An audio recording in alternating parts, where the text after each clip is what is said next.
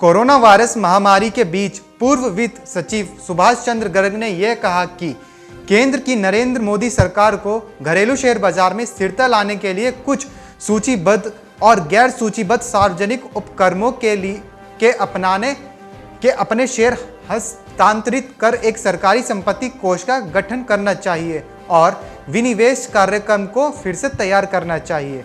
सुभाष चंद्र गर्ग ने बुधवार को अपने ब्लॉग पर लिखे लेख में कहा कि घरेलू शेयर बाजारों का बाजार पूंजीकरण पिछले 3 सप्ताह में 35% से अधिक नीचे आ गया है।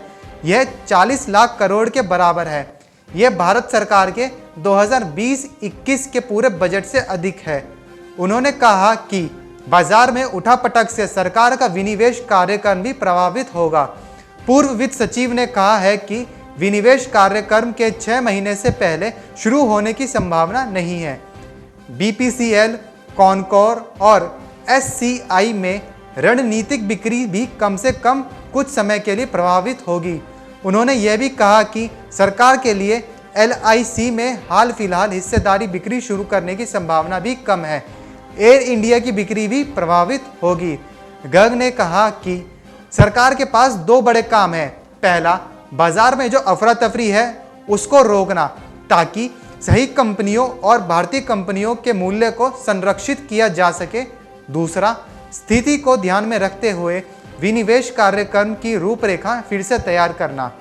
उन्होंने कहा कि अगर सरकार भारतीय इक्विटी मूल्य संरक्षित सरकारी संपत्ति कोष बनाती है, इन लक्ष्यों को हासिल किया जा सकता है। यह कोष सरकार की सभी सूचीबद्ध कंपनियों में हिस्सेदारी और कुछ मूल्यवान गैर सूचीबद्ध कंपनियों की हिस्सेदारी हस्तांतरित कर की जा सकती है। इन कंपनियों का सम्मिलित बाजार मूल्य करीब 15 लाख करोड़ रुपए हो सकता है। सुभाष गर्ग ने कहा कि कोष में इतनी बड़ी पूंजी से यह बाजार से पर्याप्त राशि कर्ज ले सकेगा। यह आसानी से 10 लाख करोड़ रुपए से अधिक हो सकता है। इसका उपयोग बुनियादी रूप से मजबूत कंपनियों के शेयर खरीदने में किया जा सकता है जो अभी अपने मूल्य से कम भाव पर आ गए हैं। उन्होंने कहा कि एक बार बाजार के स्थिर होने पर कोष खरीदे गए शेयरों को बेच सकता है और लिए गए कर्ज का भुगतान कर सकता है। उन्होंने ये भी कहा कि सरकारी संपत्ति कोष बनाने के बाद लोग परिसंपत्ति प्रबंधन विभाग की भी जरूरत नहीं होगी। Bureau report, market times TV.